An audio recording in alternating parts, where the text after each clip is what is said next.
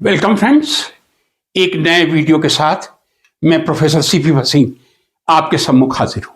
Friends, आज का ये मेरा वीडियो केमिस्ट्री प्रैक्टिकल से रिलेटेड है।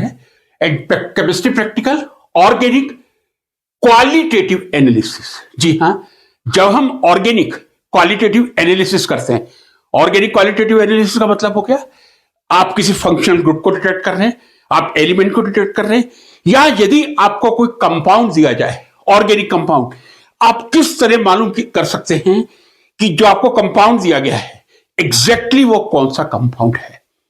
हम सब लोग बीएससी से एक कंपाउंड डिटेक्ट करना शुरू करते हैं, लेकिन कुछ ऐसी मिस्टेक हैं जो मैंने एमएससी क्लासेस में कई साल तक देखी हैं, और उनको देखते हुए मैंने सोचा एक ऐसा वीडियो तैयार किया जाए जिससे किस तरह हम एक ऑर्गेनिक कंपाउंड को आइडेंटिफाई कर सकते हैं, या यदि कोई मिक्सचर है 2 कंपोनेंट या 3 कंपोनेंट, क्या क्या सावधानी रखनी चाहिए और क्या क्या उनसे जुड़े हुए मैकेनिस्टिक पॉइंट हैं।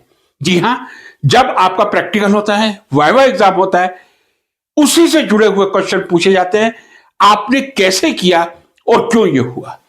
इसी के रिलेटेड आज का ये मेरा वीडियो है। सबसे पहले एक सिंपल ऑर्गेनिक कंपाउंड की बात कर रहा हूं। मान लो आपको एक बेंजोइक एसिड दिया गया है, या यूरिया दिया गया है, थायोयूरिया दिया गया है, पैरा एनिसिडीन दी गई है। किस तरह आप सिंगल कंपाउंड को डिटेक्ट करेंगे? सबसे पहले आप एलिमेंट डिटेक्ट करेंगे। एलिमेंट डिटेक्ट करने के लिए आप लेसानियस सॉल्यूशन बनाएंगे। लेसानियस सॉल्यूशन से आप नाइट्रोजन, सल्फर या हेलोजन का टेस्ट करेंगे और यह कंफर्म करेंगे कि जो आपको कंपाउंड मिला है उसमें कौन से एलिमेंट प्रेजेंट है। जब आपने एलिमेंट डिटेक्ट कर लिए, फिर आप फंक्शनल ग्रुप डिटेक्ट करेंगे। कौन सा फंक्शनल ग्रुप है? यदि नाइट्रोजन है, नाइट्रो ग्रुप है, एमिनो ग्रुप है या एमाइड ग्रुप है। यदि एमिनो ग्रुप है, प्राइमरी एमिनो ग्रुप है, सेकेंडरी एमिनो ग्रुप है या टर्शियरी एमिनो ग्रुप है। आपने फंक्शनल ग्रुप एनालिसिस कर लिया, आपने एलिमेंट डिटेक्ट कर लिया, उसके बाद आप मेल्टिंग पॉइंट पर आएंगे। आप मेल्टिंग पॉइंट एक्यूरेसी से लेंगे। जब मेल्टिंग पॉइंट आप डिटेक्ट कर लेंगे, तब आप ये मालूम कर सकते हैं कि ये फंक्शनल ग्रुप है। एक फंक्शनल ग्रुप भी हो सकता है, 2 फंक्शनल ग्रुप भी हो सकते हैं। मेल्टिंग पॉइंट के बेस पे, मेल्टिंग पॉइंट के बेस पे you can decide this compound is present, but not all, but many of the compounds they have confirmative test also. जैसे यूरिया का एग्जांपल मैं दूं, बाइयूरेट टेस्ट बन जाएगा। डाइकार्बोक्सिलिक एसिड आप एनहाइड्राइड बना सकते हैं। जब आपने डेरिवेटिव बना लिया और डेरिवेटिव का टेस्ट आ गया, आप पूरे कॉन्फिडेंस के साथ कह सकते हैं कि आपको जो कंपाउंड दिया गया था वो यूरिया था या थायोयूरिया था या थैलिक एसिड था या सिनेमिक एसिड था या बेंजोइक एसिड था। फ्रेंड, अब मैं आता हूं मिक्सचर पे। मान लीजिए 3 कंपोनेंट मिक्सचर की मैं बात करूं। एक आपको न्यूट्रल दिया गया है and that is water soluble. कैसे आप सेपरेट करके अच्छी तरह से आइडेंटिफाई कर सकते हैं। दूसरा आपको दिया गया है water insoluble acid, right? Water soluble neutral, water insoluble acid, and third is phenol, right? These are 3 component. यहां मैं ये क्लियर कर दूं, क्योंकि वाटर सोल्यूबल न्यूट्रल आ गया, ये मैंने क्लियर कर दिया, तो जो फिनोल होगा वो ऑब्वियसली वाटर इनसॉल्युबल ही होगा। तो ये ऑब्वियस है कि जब आपको एक कंपोनेंट हमने वाटर सोल्यूबल दे दिया, हम दूसरा वाटर सोल्यूबल नहीं देंगे। अब प्रिकॉशन क्या लेनी है? मान लीजिए आपको ये 3 कंपोनेंट मिक्सचर मिला है, आप टाइप डिटेक्ट करते हैं। टाइप डिटेक्ट करने के बाद आप सेपरेट करते हैं। यदि ये 3 कंपोनेंट है, वाटर सोल्यूबल न्यूट्रल है, वाटर इनसॉल्युबल एसिड है और फिनॉल है, जो ऑब्वियसली मैं कह रहा हूं क्योंकि यदि न्यूट्रल वाटर सोल्यूबल हो गया, एक ही वाटर सोल्यूबल कंपोनेंट होगा, ऑब्वियसली फिनॉल वाटर इनसॉल्युबल होगा। आपको मालूम नहीं है कौन सा कंपाउंड है, लेकिन ये आपने टाइप में डिटेक्ट कर लिया कि वाटर सोल्यूबल न्यूट्रल है, वाटर इनसॉल्युबल एसिड है और फिनॉल है।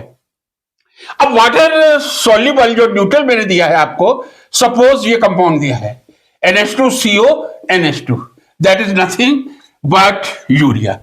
और ये एग्जाम्पल मैं डेलिबरेटली ले रहा हूं ताकि आपको क्लियर कर सकूं। What is this compound? Oxygen has been replaced by sulphur, so that is thiourea. दोनों में से कोई एक ही मिलेगा, दोनों नहीं मिलेंगे, आइदर यूरिया और थायोयूरिया। अब प्रिकॉशन क्या लेनी है? दोनों ही वाटर सॉल्युबल हैं, वी नो, यूरिया भी और थायोयूरिया भी। कई बार क्या होता है, स्टूडेंट को मालूम चल गया कि वाटर सॉल्युबल कंपोनेंट है, बीकर में लेगा, वाटर लेगा, स्टीरिंग करेगा थोड़ा सा, और वो मान के चलेगा कि कंपाउंड सॉल्युबल हो गया। Friends please be attentive here. Water soluble component दो तरह के हो सकते हैं। एक यूरिया हो सकता है जो हाईली वाटर सॉल्युबल है, आप बीकर में पानी में मिक्सचर डाल के आप 8, 10, 15 बार स्टीरिंग दीजिए, यूरिया वाटर सॉल्युबल हो जाएगा। थायोयूरिया, यहां ऑक्सीजन की जगह सल्फर है, लेस पोलर है। थायोयूरिया वाटर सॉल्युबल कंपोनेंट है और पानी में डिसॉल्व करके ही आप सेपरेट कर सकते हैं, लेकिन थायोयूरिया आसानी से वाटर में डिसॉल्व नहीं होगा क्योंकि सल्फर की जो इलेक्ट्रोनेगेटिविटी है वो कम है। इस केस में आपको स्टीयरिंग थायोयूरिया की तुलना में 10 या 20 टाइम्स देना होगा।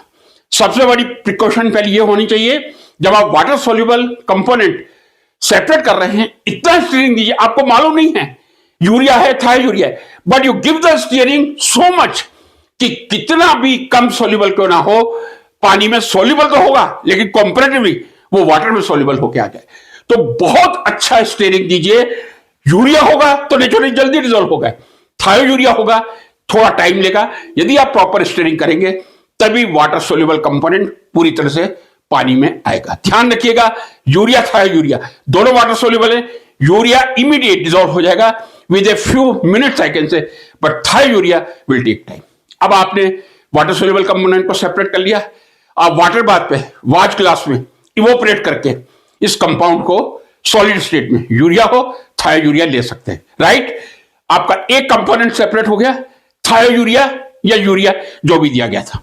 अब आपके पास बचे हैं दो कंपोनेंट फ्रेंड्स, क्योंकि एक कंपोनेंट आपने वाटर सॉल्युबल करके और वाटर को इवोपरेट करके सॉलिडिफाई करके प्राप्त कर लिया। अब जो दो कंपोनेंट हैं, वाटर इनसॉल्युबल एसिड है और ऑब्वियसली क्योंकि वाटर सॉल्युबल न्यूट्रल था, वाटर इनसॉल्युबल फिनॉल है। अब इनको सेपरेट करने के लिए हमें कोई बेस लेना पड़ेगा। बेस दो हैं, sodium bicarbonate and sodium hydroxide, दोनों ही बेस हैं, लेकिन डिफरेंस क्या है? This is a weaker base, this is stronger base. इसका मतलब यह है कि यदि सोडियम बाइकार्बोनेट और सोडियम हाइड्रोक्साइड हम यूज करेंगे, हम वाटर इनसॉल्युबल एसिड को भी अलग कर सकते हैं, फिनॉल को भी अलग कर सकते हैं। अब आपने एक कंपोनेंट जो वाटर सॉल्युबल सेपरेट कर लिया, आप सोडियम कार्बोनेट का सॉल्यूशन लीजिए, सैचुरेटेड सॉल्यूशन लीजिए, उसमें जो 2 कंपोनेंट्स बचे हैं उस मिक्सचर को डालिए और सोडियम बाइकार्बोनेट में बहुत अच्छी तरह स्टीयरिंग कीजिए। ये नहीं है कि आपने सोडियम बाइकार्बोनेट में डाल दिया और आप गारंटेड ले लें कि ये डिसॉल्व हो जाएगा। बहुत अच्छा स्टीयरिंग दीजिए, जो वाटर इनसॉल्युबल एसिड होगा वो सॉल्युबल हो जाएगा। किसमें सॉल्युबल हो जाएगा? सोडियम बाइकार्बोनेट में। पहले आप सोडियम बाइकार्बोनेट ही लेंगे, फिनॉल नहीं लेंगे, सोडियम हाइड्रोक्साइड नहीं लेंगे। क्यों नहीं लेंगे? सोडियम हाइड्रोक्साइड स्ट्रॉन्ग बेस है। यदि आपने पहले NaOH ले लिया, दोनों ही कंपोनेंट डिसॉल्व हो जाएंगे NaOH में, बीइंग स्ट्रॉन्ग बेस, आप सेपरेट नहीं कर पाएंगे। तो एसिड को सेपरेट करने के लिए हमें वीक बेस की जरूरत है। सोडियम बाइकार्बोनेट का सॉल्यूशन आप काम में लेंगे। जब आपने सोडियम बाइकार्बोनेट के सॉल्यूशन में बहुत अच्छी तरह स्टीयरिंग किया, जो 2 कंपोनेंट बचे थे उसमें वाटर इनसॉल्युबल एसिड, सपोज मैंने आपको सिनेमिक एसिड दिया था, दिस इज सिनेमिक एसिड,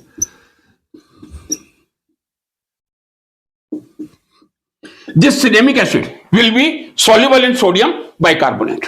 अब ये क्वेश्चन बार बार में पूछ लिया जाता है कि आपने जब वाटर इनसॉल्युबल एसिड को सोडियम बाइकार्बोनेट में डाला, स्टीयरिंग किया, डिसॉल्व हो गया, लेकिन पानी में डिसॉल्व नहीं होता, इसलिए हम उसको वाटर इनसॉल्युबल एसिड कहते हैं।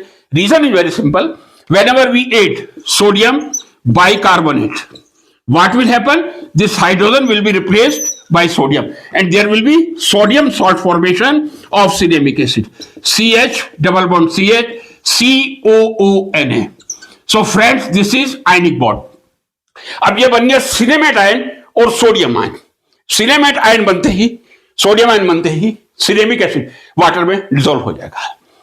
वाटर में डिजोल्व हो गया, अब आपके पास तीसरा कंपोनेंट बचा है, लेकिन जो सोडियम बाइकार्बोनेट में डिजोल्व हुआ है उसको आप रिकवर करने के लिए, वापस सॉलिडिफाई करने के लिए क्या करेंगे, आप इसमें HCl डालेंगे, हाइड्रोक्लोरिक एसिड डालेंगे और अच्छी तरह स्टेरिंग करेंगे। एक साथ नहीं, ड्रॉप ड्रॉप हाइड्रोक्लोरिक एसिड डालते जाइए, स्टेरिंग करते जाइए। जब प्रेसिपिटेट आना बंद हो जाए तब आप रोक दीजिए। क्या होगा, जब आप HCl डालेंगे ये Cl NaCl बन के निकल जाएगी और ये हाइड्रोजन वापस यहां आएगा और ये थैलिक एसिड बन जाएगा जो वाटर इनसॉल्युबल है। तो सोडियम कार्बोनेट में सिनेमिक एसिड डिसॉल्व हो गया क्योंकि सिनेमिक एसिड का सोडियम सॉल्ट बन गया, सिनेमेट आयन और सोडियम आयन बन गया, डिसॉल्व हो गया। जब आपने HCl डाला, वापिस जो Na आयन है वो क्लोराइड आयन के साथ निकल गया NaCl बन के और H यहां आ गया सोडियम की जगह, वापिस प्रेसिपिटेट होके आपके पास एसिड आ जाता है। तीसरा कंपोनेंट फिनॉल है। ऑब्वियसली जब आपने दो कंपोनेंट, मैंने आपसे कहा था वाटर सॉल्युबल कंपोनेंट है, बहुत अच्छा स्टीरिंग दीजिए। आपको मालूम नहीं है थायोयूरिया है, यूरिया है, बहुत अच्छा स्टीरिंग दीजिए। मान लीजिए यदि कोई वाटर सॉल्युबल एसिड है, ऑक्जेलिक एसिड है, आप इजीली डिसॉल्व कर लेंगे, but succinic acid water soluble है लेकिन उसको डिसॉल्व होने में काफी टाइम लगेगा।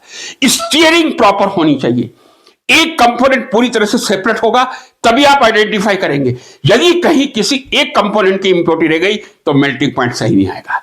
तो पहले आपने वाटर सॉल्युबल, यहां मैंने यूरिया था, यूरिया कोई एक है, दो नहीं होंगे, कोई एक है, उसको स्टीरिंग करके अच्छी तरह से अलग कर लिया।